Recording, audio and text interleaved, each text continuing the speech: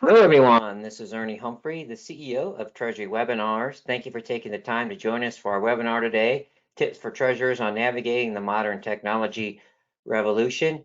Honored to have as my co-speaker, John Paquette from TIS. Before I jump in, John, why don't you give us a little bit of your background and what you do at TIS? Sure. Thanks everybody for joining today's webinar. As already mentioned, I'm John Paquette, EVP for Solutions and Product Strategy for TIS. Been with TIS since 2019, overlooking a couple different things for the company. Most recently, overseeing our global solutions architects team as well as our product strategy. I actually have 15 years experience in the treasury and finance space directly, though, managing treasury within US-based organizations before jumping over to the software side. So looking forward to today's call. All right, thanks, John. So as always, we're going to offer a unique perspective. I know there's a lot of webinars and seminars out there talking about technology and right-sizing technology. So as always, we're going to have a little bit of a different take, and we're going to offer a conversational approach to the topic. Before we jump in, I want to thank my thought leadership partner for today's webinar, TIS. They share my commitment not only to thought leadership, but impacting this professional success of those who use their software. Again, John mentioned he's getting a lot more involved in product strategy, a lot of interesting things going on last year, some functionality around cash forecasting, and more recently than that, some partnerships on the bank fee analysis side. So a lot of exciting things going on at TIS. Always honored to have them as my partner. So just a few housekeeping items. If you're interested in receiving a certificate of attendance for today's webinar, you'll have to answer all the polling questions and remain on for the duration of the webinar. If you click the box to request a certificate of attendance on the way in, you're all good. If you did not do so and you'd like a certificate of attendance or would like a copy of today's presentation, please send an email to Ernie@treasurywebinars.com. My email address is also in the chat area if you did not catch that in time, Ernie@treasurywebinars.com. Also appreciate your consideration in taking a short survey at the end of the webinar today, and also want to make the point that I appreciate everyone's consideration in answering all of our polling questions here today. It really helps us take some direction on our conversation during the webinar. So let's go ahead and jump in and do a little bit about our agenda. So first, of course, we have to look at some technology I call terminology basics. So for me, I've just been getting nervous myself, especially this year about all the AI, ChatGPT, Microsoft Copilot. So just to kind of level set on that conversation. And then we'll take a look at some survey results, specifically in Treasury, looking at some technology adoption trends. And then I'd like to share with you what I believe is the right sizing technology mindset, how to really do that in a way that's impactful, but it doesn't overwhelm you or your team. And then we'll talk about really taking a step back, right? How do you assess your current systems? What are your goals? How can your systems help alleviate inherent barriers and facilitate growth? And then we'll do a little bit of a deep dive into specific technology focus and see what's going on in the adoption trends there, which is really taking off. And we'll talk about APIs and connectivity with banks, which is just a whole new world. Even the past 5 years, it's really amazing what's happened. And then we'll share our final thoughts with everyone. So let's go ahead. Just the first thing, you're not supposed to read the slide. So this is me, what I mentioned earlier. Don't get overwhelmed. Don't try and read this slide. You're going to hurt your eyes. But there's so much going on here in the AI revolution, machine learning, AI, the landscape, right? So even if we focus on the right, we have applications. So there's a lot to consume and there's a lot to get overwhelmed with. So just to kind of, my first thing is don't get yourself overwhelmed. It's interesting to me. I found as I always try and look at survey results.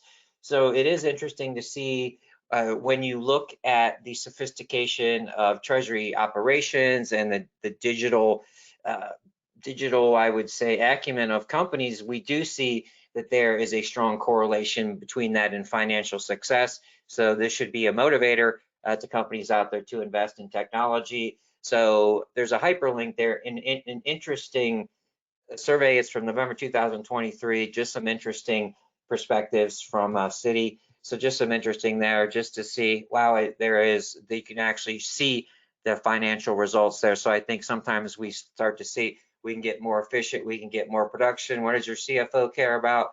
Boom, financial results. What do your shareholders care about? Right there. So before we hop in any further, I'm going to go ahead and launch polling question just out of curiosity to level set our audience here. Have you taken one or more courses related to increasing your knowledge of AI or ChatGPT? Just curious. Again, if you're interested in receiving a certificate of attendance for today's webinar, you'll have to answer all the polling questions. Also want to note we can take your questions at any time in the questions area in the GoToWebinar control panel, and fear not if we don't get to your questions, we will go ahead and follow up with you after the webinar is over. So I'm gonna, well, people are quick on the goal, which is great. So I'm gonna go ahead and close the polling question here in a moment, and then we'll take a quick peek here. So, all right, let's go ahead and share everyone the results. So we've got 35% yes, 43% not planning on it, 22% no. I'll confess, I've started more than a few, but I really haven't completed those as of yet. To me, I think to me the dust is still settling to really make an educated decision on where I'd like to do that. I'm going to put John on the spot. John, have you taken any courses yet in either of these areas or plan to do that? I have, yes. Obviously, as my under my product strategy role at TIS, I have to know these topics pretty well. So I've tried to educate myself as much as possible, but it's always changing. The topic's progressing so quickly that it's it takes a lot to stay on top of all the trends happening within AI these days. Hey, John, just a side question. So if you can share, what are a few of the resources that you yourself are using? Is it people that you follow on LinkedIn, or how do you get your arms around that, especially in your role? Yeah, so I think that there's some education resources out there specifically for AI, but yeah, I think there are a lot of. I think LinkedIn is a great resource to be able to find individuals who are sort of experts in this field and really becoming really the thought leaders in the space, and really reading some of the publications they're putting out there about the use cases around things like generative AI and things like that. So yeah, you can really learn a lot, I think through just LinkedIn, and I think does LinkedIn offer some courses and things like that as well around AI that you can take as well. All right, thanks, John. So let's just get the terminology out of the way. You all might be very familiar with it, but I just like to get these things a little bit sorted out, because these terms are still used interchangeably. So we'll start with robotic process automation. It's automation that performs repetitive tasks such as extracting data and filling in forms. I like to use the example of when I used to send out a lot of LinkedIn invitations. There was the ability to have a bot go out there and do that. So it basically mimics what you would do. There's a set rules. So I'd say, boom, look up this person, treasury manager. It looks it up, goes down the profile. So it mimics exactly what a human would do, takes those action, and it just does the same thing over and over. Just think about as a repetitive task, and there's no learning, there's no loop. AI, obviously the simulation of human intelligence, program to think and learn. They can perform tasks that require human intelligence. So I like to kind of bring this back to the personal side. It helps people relate even more. So virtual assistants like Alexa or Siri utilize AI to understand and respond to your inquiries. Also, in the next few slides, I found a great resource on LinkedIn from Navita. So she's got some really interesting content on all things AI and related. So John was talking about resources, and Navita is someone that I follow. Machine learning focuses on algorithms to learn and improve from experience. They're not being explicitly programmed to it. So I like this analogy. When you watch a movie on Netflix or YouTube, it learns your preferences and suggests similar ones you might enjoy. And then we go, I would say, kind of a step deeper. Deep learning, the simulation of human intelligence that programs a machine to think and learn. So voice assistants, again, like Alexa and Siri, that is relevant to that as well. So that's important as well. So just kind of level set there, and then we go back to neural networks. The computational modes, interconnected nodes inspired by the structure of the human brain, and this is relevant, used in email spam filters. So that's really a way where you see that things are getting moved into your spam folder. And then this is a term that's become much more popular this year. Natural language processing focuses on enabling to understand the process of human language. So a good example is chatbots by customer service, inquiries, and provide support. John, are there any of these terms that you'd like to comment on or add, or where you see more conversation around, or where you think there might be some confusion when you Yeah, talk I to the think that, probably one question a lot of listeners might have is where does generative AI fit in? Because that's sort of the Yeah, buzzword of the day, it seems like. yeah, And, I think it's within that deep learning kind of category that you had showed on the previous slide there in terms of where a lot of those right, chatbots that use those large language learning models draw from for AI purposes. I think a lot of people are starting to see the potential values within some of their finance processes, within their forecasting process that something like generative AI could bring. But certainly neural networks as well. You're starting to see those pop up in a lot of fraud detection capability type tools too. We think that there's probably a good chance to use things like neural networks for false positive detection, for example, to be able to identify what looks like a false positive based on previous patterns and things like that. So, but I think as we yeah. move on here, we'll speak a little bit about some of the specific use cases for some of these AIs. But this is a great overview of the different terms. Yeah, thanks, John. And just kind of dovetail, when you said generative AI, we'll definitely. So what we're going to talk about is we're going to get into kind of right sizing what matters, and so we'll spend most of our time focusing on within the treasury function, right? What matters, but we'll also touch on as a treasury leader on the productivity side. So there are a lot of things to help you write emails and do things like that, and presentations on the more personal side, and we'll touch on that as well. And that's also somewhere where you might want to invest your time, and also just touch base with your staff and kind of make sure that they're not spinning their wheels or getting too infatuated with learning Chat GPT or Microsoft Copilot. So just to kind of level set there. So interesting survey results here. I believe John, TIS partnered with Strategic Treasurer on this survey. So just interesting to see, to put it into a treasury framework. Do you currently use or plan to use the following? So TMS, bank fee analysis, investment portal, just several things, hedge accounting, payment factory, treasury aggregator. So I think it's interesting just to look at this, plan to use within 2 years. I think some of the no plans to use are a little interesting to me, because I would expect to see more momentum there. I think for some opportunities, I would say from my research, procure to pay is somewhere where I'd expect to see a little bit more momentum. I'd like to see more people on the bank fee analysis side. I think some of it's just the educational and they get overwhelmed, but then I'll see the reconciliation platform as well. But we see TMS at the top. John, are there any current use or plan to use that are lower or higher than what you would have expected? I think the one thing that caught my eye, well, I guess there's a few different trends on here that caught my eye, but about a third of organizations, although TMS has still ruled the day in terms of treasury technology, about a third of companies have no plan to use one or really unsure if they want to use one or not. So I think that speaks to, probably Excel still playing a major role in the way that company and the software sort of solutions organizations using to manage treasury. But there's also a lot of point solutions coming out there that are more specific to, like, say, cash management or forecasting or payments or something along those lines that companies might be opting for. I think the other thing that catches my eye is the biggest area for plan use within 2 years is that bank fee analysis at 20%. And it's actually if you look over a 2-year horizon, it actually jumps ahead of the reconciliation platforms there. So that's definitely a big topic. And these results actually are based on respondents from 2023.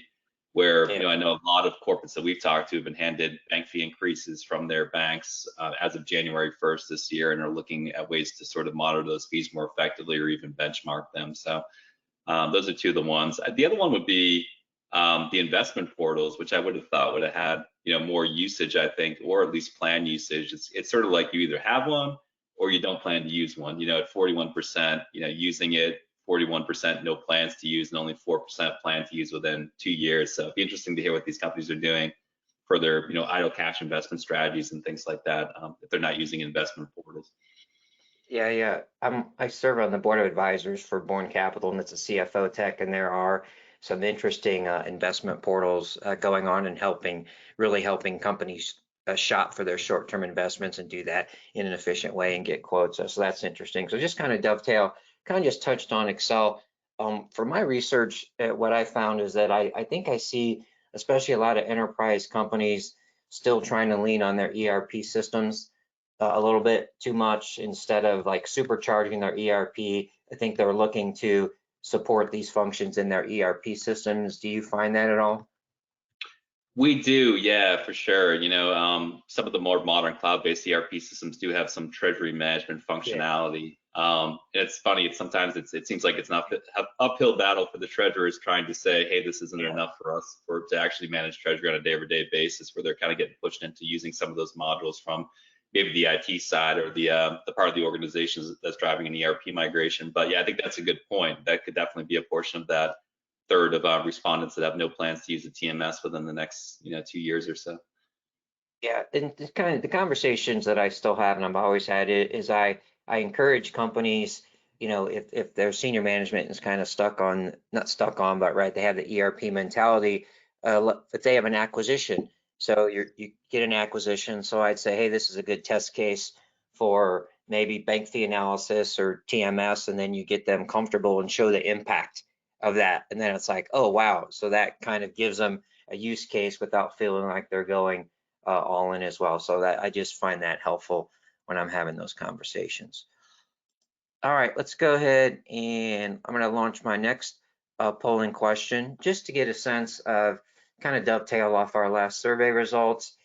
In which of the following does your company currently leverage AI or machine learning? You should be able to select more than one answer. So we have fraud detection, cash forecasting, APAR, or none of the above. John was mentioning, especially on fraud detection, the neural network approach, and I think we've really seen some adoption in cash forecasting. Me, of course, I talk a lot about AP and AR, and hopefully you would be aware of that. There are still some silos between Treasury, AP, and AR, and then none of the above. Of course, you just haven't made the leap yet. So I'm going to go ahead and leave the polling question up for another few seconds.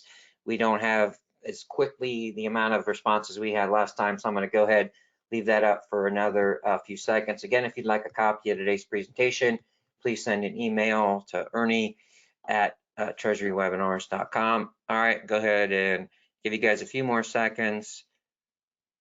All right, let's go ahead and take a peek here.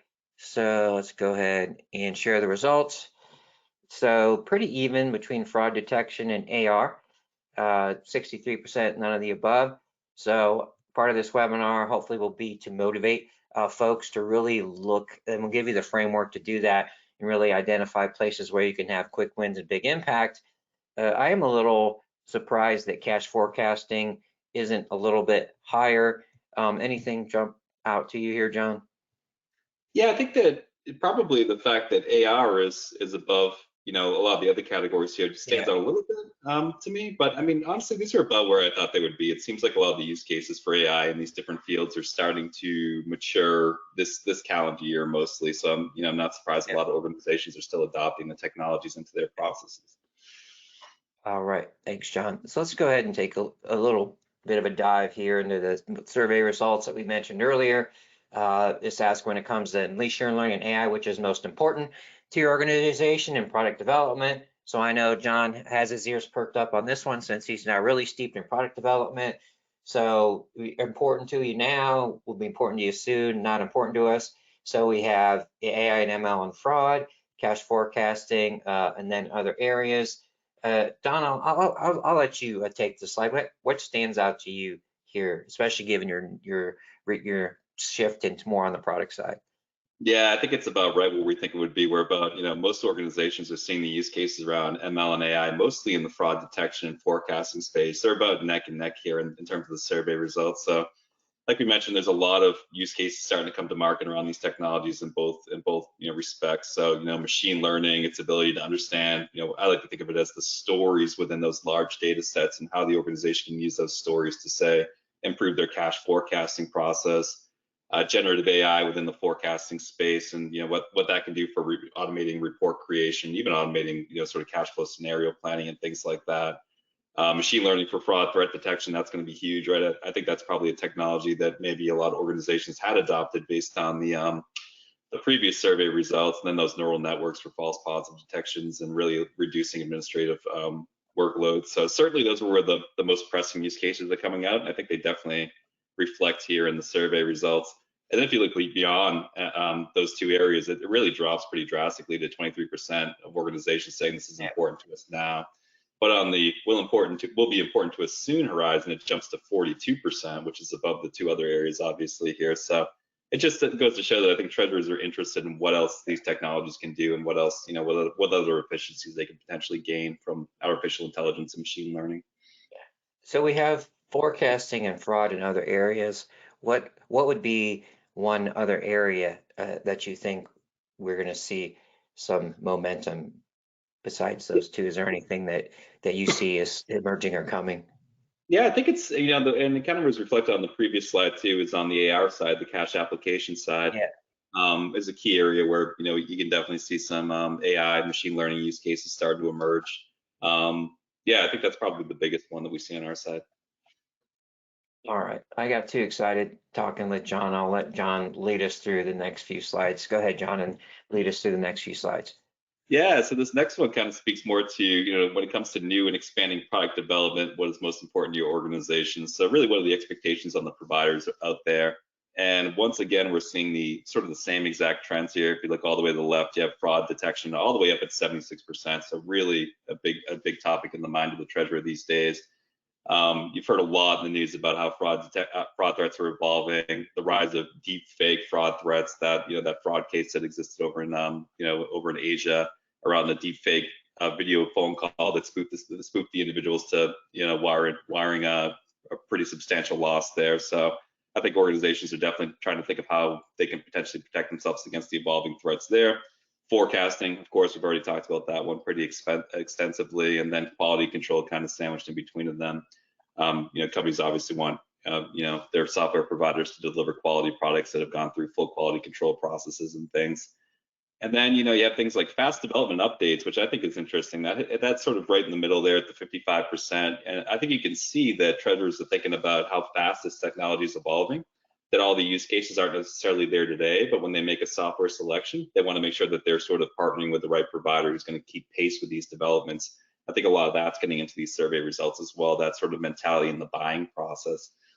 API is down a little bit in terms of what's important to us now, which is interesting because I think if you took the same survey a couple of years back when APIs were such a hot topic, this probably would have been, sort of a lot further to the left here in terms of the survey results.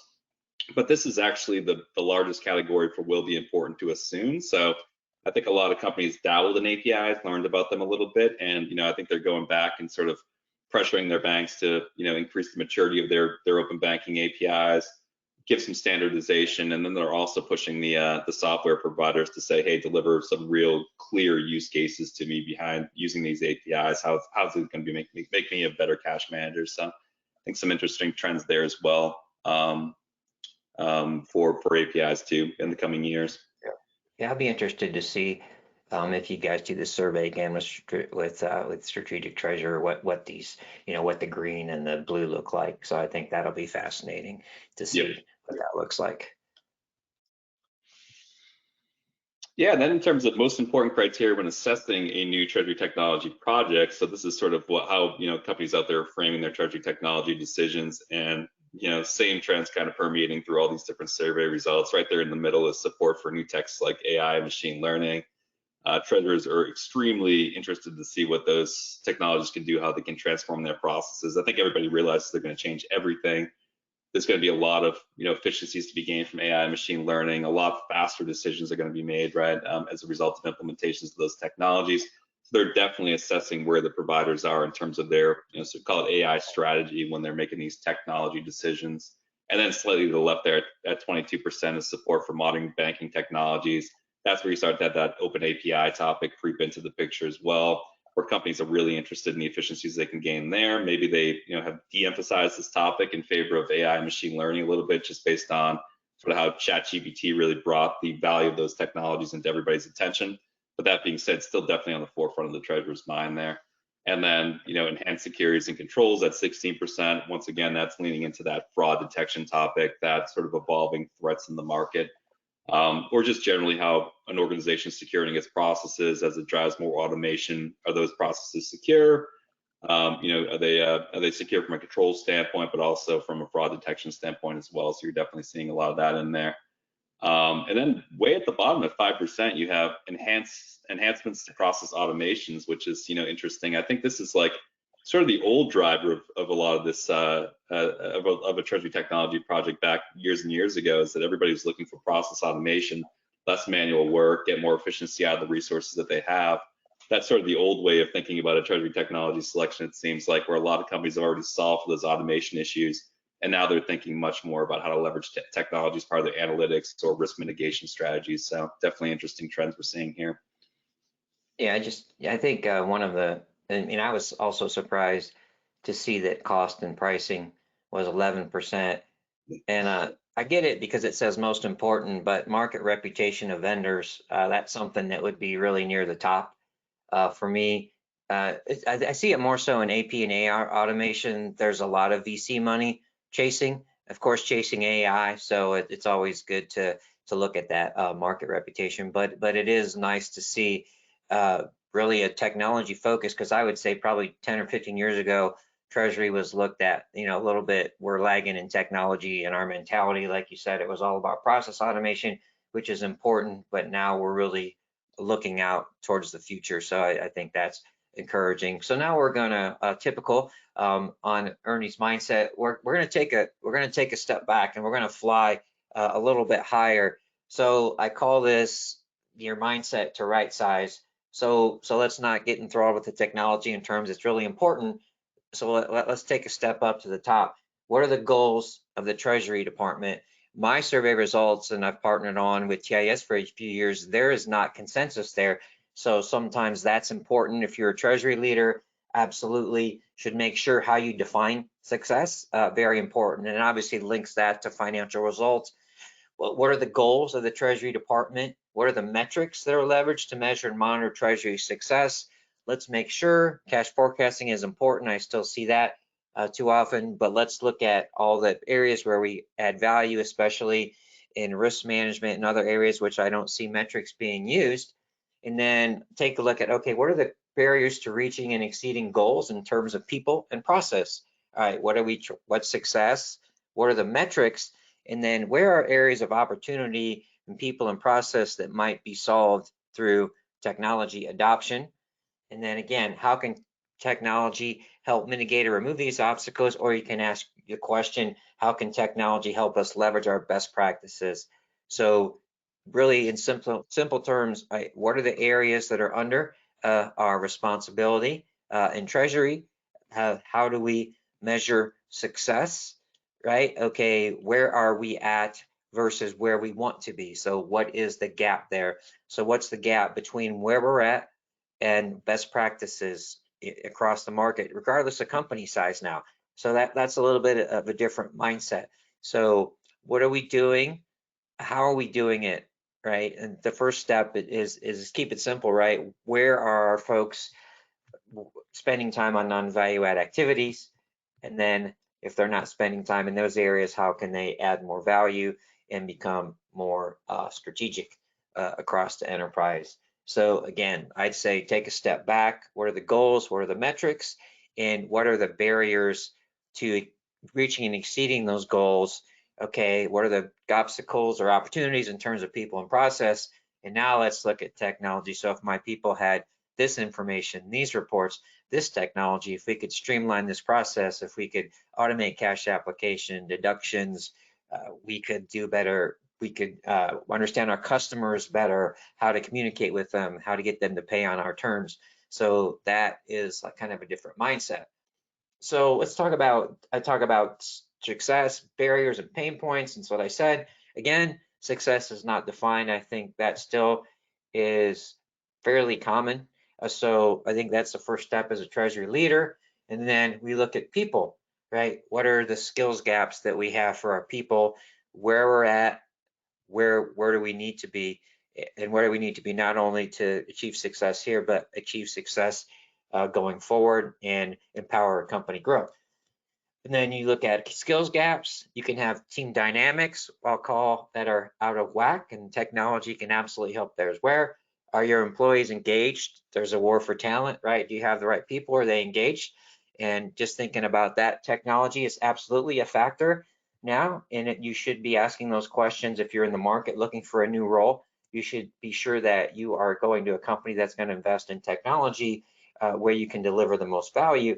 And then I said too much time spent on non-value add tasks. So these are areas, okay, what are skills gaps? How can technology help us fill the skills gaps, facilitate them? How can they improve our dynamics? How can they improve employee engagement, enhance productivity? And then obviously on the last side, how can we get our folks to spend more time on strategic activities? And obviously part of that last part is, now that we have time, we have to empower our folks, say, okay, these are things that we should be looking at.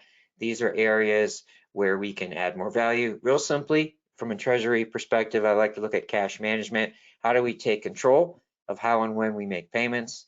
How do we take more control of how and when we get paid? There are significant opportunities on those fronts as well. And then, of course, on the banking side, how do we facilitate, right? Now, banking and non-banking help us do this as efficiently and safely as possible. And so process, again, seems like common sense. Manual, paper-based tasks, why do we have those? Is there lack of consistency across our organization, especially if we're going across borders? Do we have silos that exist that fuel process bottlenecks? My research shows there are silos within Treasury, within AP, within AR, and then there are also silos across departments that need to be working together. There are silos between, especially like AR and sales, AP and Treasury. So those are things we need to think about. And then just from a broader mindset, lack of visibility fuels friction in workflows, and then inherently waste time of those involved. So John, any thoughts about the last couple slides, or just having that, putting that technology mindset in terms of people and process at all? Yeah, no, I think you brought a lot of really good points there. The people are the ones, on the front lines executing on a day-over-day basis, and if not empowered with the right skills, education, technology, if they don't have that broad understanding of the end state objectives, then it's hard for them to really execute the business's plan there. So I think also from a technology standpoint, like both from an implementation standpoint, people are obviously the ones. Usually, it's a more junior treasury analyst or treasury manager that's the one actually implementing technology. So it's important for them to get that context as well and be, I guess, well supported in advance of that technology selection to be able to actually roll out the software in a way that's most advantageous for the company. So it's definitely something to think about quite a bit as part of your technology adoption plan. Process, same thing. I mean, process, I kind of think about it from the standpoint of, process risk, where you're trying to drive a lot of standardization into your processes. It's hard to control a big process without having it done the same way across, the entire business or even multiple different geographies. And then that automation aspect that gets the human intervention out of that process, which is where a lot of the risks and even say key man risk or manual errors tend to occur. And then obviously that lack of productivity as well. I think you made a really good point too about process being people recognizing how to work interdepartmentally as well, the most efficient way possible, because that's something that's becoming super important within Treasury. Is for Treasury to have good lines of communication with, say, AR or AP, right, from a forecast perspective, from even a working capital management perspective, or the FP&A department with the compliance department about payment risks and things like sanction screening and things like that too. So yeah, all really good, really good points made, I think.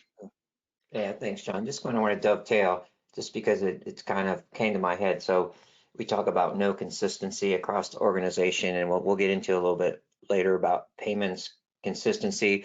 I've been working with TIS a long time. I just remember way back when, probably 6-7 years ago, I was listening to a case study, and I love the term because I was in corporate and we used to dictate processes. So I love the word harmonization that really came to my mind from TIS. So look to harmonize processes. Who is doing the best practices? How can we harmonize things? So it's not always dictation. It's like, let's learn from each other and let's harmonize those processes. So that has always stuck with me, and that's really important. in a lot of what I talk about in terms of collaboration. So let's talk about assess your current systems, just some questions to ask to get you in the right mindset. So does your systems dictate business practices? I think it's a lot less common now, but I say this because when I was back in Treasury, we had an ERP system and there were certain things we couldn't do, certain pricing structures, especially on that side of it. We couldn't really serve our customers in the way that they were being served with others in our industry. So when your systems dictate business practices, that is the largest red flag. And then you have systems that do not play well with each other. Again, that problem was much more prevalent. A lot of the cloud-based solutions are meant to communicate with each other, which is amazing. So that's something you want to think about. Do your systems lack communications functionality? So I like this term, blind spots that matter. So part of it is data-driven decision making. So what is it that we can do to facilitate data-driven decision making? So for customers, who impacts customer relationships? What are the blind spots there?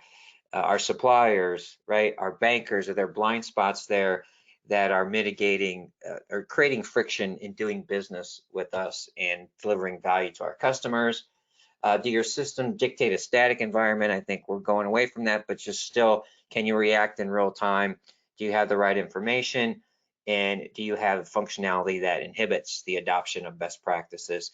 So again, we should not be thinking that, oh, only Microsoft can do this, only so-and-so can do that. I think with the economics of our system adoption here is really a game changer. John, I'm sure there's a few other questions that you can think of that people should think about. What are one or two other things that you'd like to get in people's minds if they're asking themselves these questions when they're taking a look in the mirror with their systems? Yeah, I think this topic is becoming super important as companies start to look at, their analytics strategy, or even looking at using some of the technologies we talked about previously, like AI and machine learning, because, obviously to fuel effective strategies, you need really comprehensive data. And the rut that a lot of companies have fallen into, the way their systems are structured, is they've actually created sort of data silos because of, on-prem systems, or systems don't communicate well with each other. Where maybe regionally all data is trapped within, a certain instance of an ERP system or something along those lines. So, you commonly saw things in treasury management, like, a central treasury team looking to calculate a global cash position, but receiving some of that information via email from the regional subsidiaries and things like that, just because these systems weren't speaking to each other very well, right? So obviously you're way out of that rut. It's going to differ depending on, I guess, your IT migration strategy. Are you going to sort of put some sort of cloud-based solution on top of it that helps to unify these different systems and break down these data silos and get you to where you want to be from a data management strategy, so that you can then facilitate the analytics strategy or the AI strategy that you want to? Or a lot of companies out there today are migrating to cloud ERP systems as well, basically to solve this exact problem, because cloud ERP system obviously naturally would break down these silos. It allows all areas of the business to then get on one common system of ERP, maybe for the first time ever, right? And there's just tremendous advantages there, for even from a process standpoint, from global process standardization, but definitely from a data standpoint as well, in terms of how you're kind of breaking down those silos and unifying that data a lot better. All right, perfect. Thanks, John. So just to kind of, give you a reference slide and just all the areas, given all the responsibilities that Treasury has, just some food for thought to do some investigation in certain areas. I start at the top level, obviously cash management, that's a broad net. A lot of these things fall under there. We're seeing a lot in cash forecasting. And so in accounts payable, accounts receivable. So just diving a little bit. John, can you touch a little bit about how AI is used in cash forecasting and just, where the value is on that side of it a little bit? Yeah, I think it's, I kind of alluded this to a little bit. I think of it as like allowing organizations to, I guess, two things: get to the deeper level of insights that aren't available at the surface level because there's just so much data, really understanding that story within the story. And I think the other, really key way that it's being used is to help companies get to the decision quicker, which I really think is the sort of the big goal of AI to deliver on 2024, is to help treasurers understand the implications of everything and get to an actual decision and action, a cash management action, quicker. Obviously, you can't rely on AI specifically, or without sort of broader review from individuals that understand the context behind those numbers more. But it can definitely help with a lot of the analysis for that. So maybe some examples that we could give would be looking into, so say for example TIS has a technology where we can actually look into your historical AR and AP data, and we can tell that say you have a customer that typically or that has contracted terms with you to pay you in 30 days, but they are historically paying you at 36 or 38 or 42, whatever it might be, right? And then automatically adjusting the forecast to reflect more of that payer behavior than just sort of your forecast input. That's a good way that AI is really helping treasurers, I guess, like see around corners and understand the risks that might imply with forecasting. And then the other ways you're starting to see it pop up is like more of a generative AI functionality where organizations can actually ask for, say, like, give me the last 6 weeks ending cash balance trends for XYZ entities and things like that, and sort of a generative AI chatbot type functionality, which is really interesting too, because obviously you're automating the reporting, you're getting quicker on-demand analysis around the forecast as well. So, but yeah, those are definitely two ways that we've seen organizations drive a lot of value in the forecasting process through AI. All right, great. And just touch base on, we're going to touch base on all these, and John will do a little bit of a deep dive here on bank connectivity and APIs. In AP and AR, a lot of the impacts are on the mitigating, right? Mitigating friction in the process, improving communications with our suppliers and our customers, but also dovetailing on cash forecasting, giving us predictability into our AP and AR. And just as John said on cash forecast, isn't it the cool generative AI to just say, what would happen if so-and-so doesn't pay within 10 days or whatever that might be, right? Or they're even asking it, how can we improve our cash forecasting? What are the drivers? So all these things dovetail together, financial planning and analysis. There's a lot going on there. I'm actually co-hosting an event on third generation FP&A tools in May. So demo day with all the FP&A AI, you want to learn about that. So in the survey, you can let me know if you're interested in attending that. John will kind of touch on bank relationship management just for a second.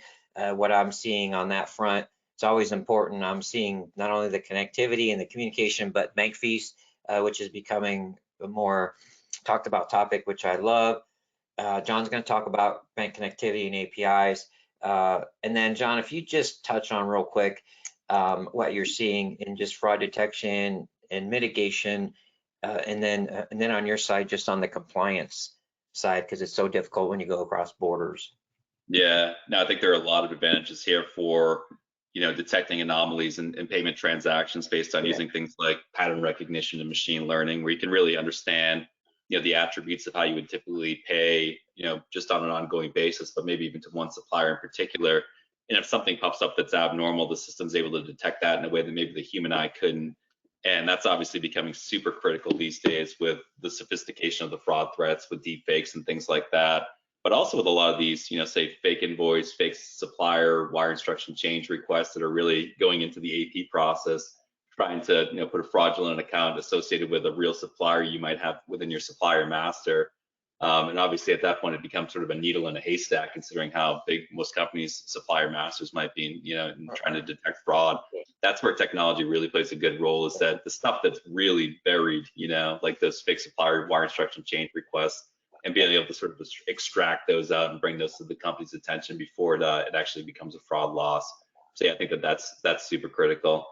We're even seeing it used in ways to that enable, I guess, organizations to use fraud mitigation and account validation tools in countries where there are, you mentioned compliance regulations, but where there are specific compliance regulations. Like, for example, we've developed an AI that all it does is identify natural persons versus corporations, because there's different regulations for how you have to treat that data if you're wanting to validate or detect fraud in Europe, for example, because of GDPR purposes. But that's obviously a very specific use case, but I think it goes to show how complex this topic can really get, and how much technology can really be the sort of the backbone of a good fraud mitigation process. All right, thanks, John. I'm going to go ahead and launch our next polling question, asking the adoption of AI is having or would have the biggest impact on your treasury team. Was it cash forecasting, bank relationship management, AP or AR, risk management, or other? Again, if you're interested in receiving a certificate of attendance for today's webinar, you have to answer all the polling questions. And if you'd like a copy of today's presentation, please send an email to Ernie@treasurywebinars.com. We'll go ahead and leave the polling question up for a few more seconds, take a quick peek, and then we'll hand things over to John. He's going to dive a little bit deeper on terms of I call it the adoption momentum in Treasury on APIs, and the overarching topic is connectivity and communication with our banks. So let me go ahead and give you guys a few more seconds here, then we'll go ahead and take a quick peek, and then we'll, like I said, and then we'll let John dive a little bit deeper into technology adoption and what's going on in the API and just the connectivity piece of it and the communications, which is fascinating. All right, let's go ahead, close that, take a quick peek. Not all that surprising. We have 57% cash forecasting, so that's good. As we've already mentioned, there are a lot of great tools out there. If you want to have a conversation about that, I know TIS has an amazing tool in addition to many of the other great functionality parameters that they have. So not too much there, but just interesting to see cash forecasting is still leading the charge here. And I think some folks, if they dove in more, bank relationship management would be higher as well. So let me go ahead and hand the floor over to John, give us a little bit of a deep dive here on the momentum around APIs. All right, thanks, Ernie. Yeah, so some of these results speak to a survey that we held in 2022, actually looking into 2023 in terms of API adoptions. Do you use APIs to communicate with your banks, or do you have a plan to start doing that in 2023? And at the time, I think APIs were such a huge topic in the market. If you went to a trade show or sort of participated in a peer group, everybody was talking about open banking APIs and experimenting with them and learning the use cases. And we were supporting our customers kind of in that same sort of journey. So I think a lot of that's being reflected here in terms of you had 7% of organizations using APIs already in 2022 for payments and balance reporting. I think when we saw this was a little bit of a surprise. In the US, there's pretty mature balance reporting, transaction reporting APIs from most of the major cash management banks, but maybe not so much on the payments initiation side, where a lot of those APIs might be, sort of have the functionality needed to really enable, say, one-off treasury payments and things like that, but they weren't robust enough to be able to support most organizations, say, batch payment processes, AP processes, payroll processes. So for that reason, a lot of corporates are kind of staying away from them and not necessarily adopting payments APIs. But these results kind of told a different story, which we found to be pretty interesting, that more were exploring it than we thought they were. And then certainly 36% were using it for balance reporting as well, which was really the major use case that we were seeing at the time, is getting real-time balance updates, real-time transaction information, and things like that via APIs. And that was really the first API most of the major cash management banks really opened up. So, and those that weren't using it, 21% planned to use it in 2023, so it was part of their strategy, and only 5% said, no, we don't plan to begin using APIs. So you could really see the momentum this topic was getting during 2022, 2023. Like we said, it still is a big topic, but I think companies are starting to get over the buzz of the technology and starting to think a little bit more about the use cases and sort of pressuring their banks and fintech providers to deliver on use cases there. So. Yeah, then the next slide here, I think, is sort of the other side of the story. So that's APIs sort of more used to solve that, system integration challenge that we spoke to a little bit previously. And I think this is key because I think this is where treasurers start to see things fall down with the open banking APIs, is that treasurers don't make decisions just based on balance and transaction information. There's a lot of other contextual data that comes in from, say, AP, AR, payroll, FP&A, whatever it might be, to really frame up that data and understand sort of pending cash flows, future cash flows, cash positioning, and things like that ultimately drive the decisioning. And that's where the system integration APIs really come into place. And that's what this slide kind of speaks to here. So I like the diagram over on the right-hand side that shows corporate treasury sitting in the middle of all these different systems, right? Because I think that's really what treasury is. It's a big both user and contributor of data to multiple different departments within the office of the CFO. But certainly they need a lot of data from these different departments that are listed here, like within the ERP system, or maybe some more contextual data from the AP or AR groups. from an FX provider, from external market rate providers, to really fold that all into their cash forecast, cash position, and make actual cash management decisions. So, I think it's key that APIs are thought of from both areas, system integration side as well as the bank side, to really bring together data and drive use cases for corporate treasury.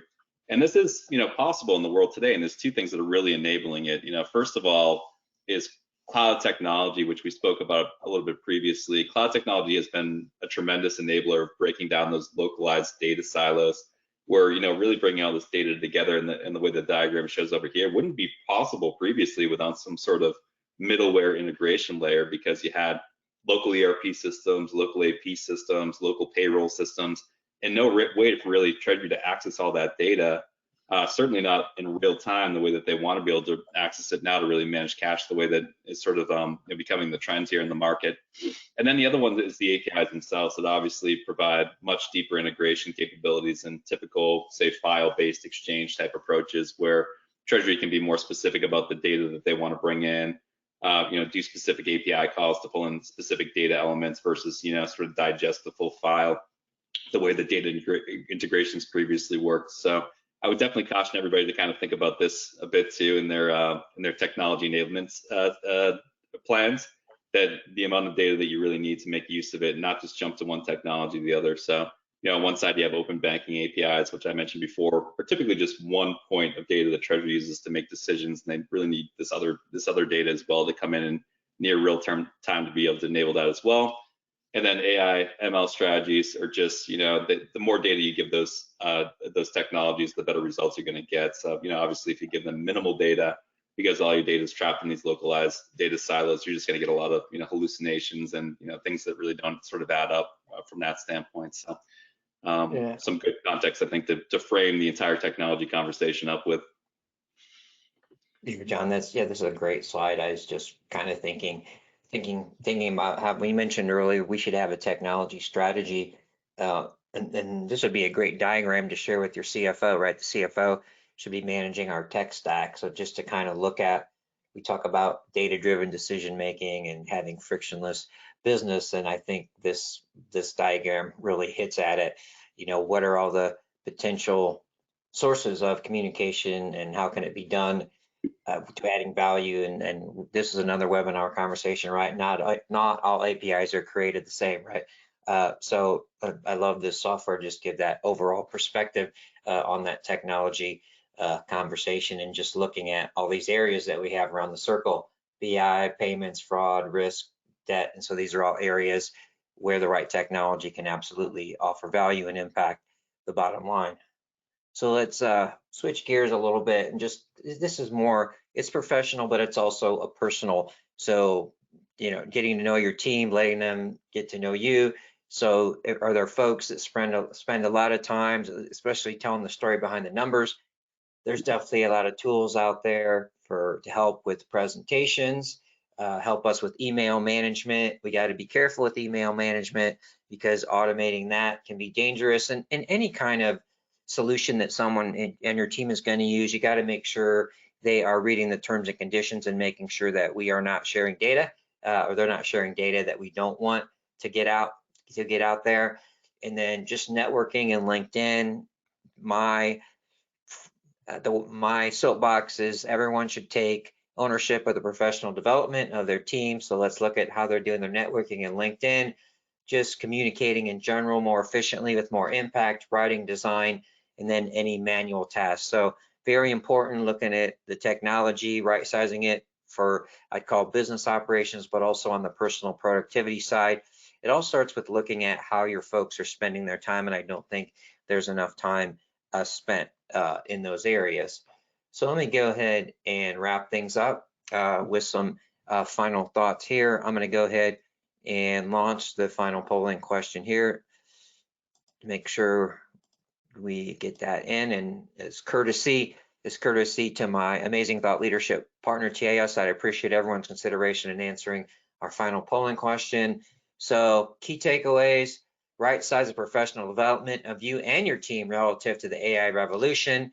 And I would say my advice: don't get overwhelmed, but don't get left behind. We have to define Treasury success and how Treasury does and can empower that success. Assess your technology by identifying areas where your team can mitigate time spent on non-valuable activities and offer more strategic value.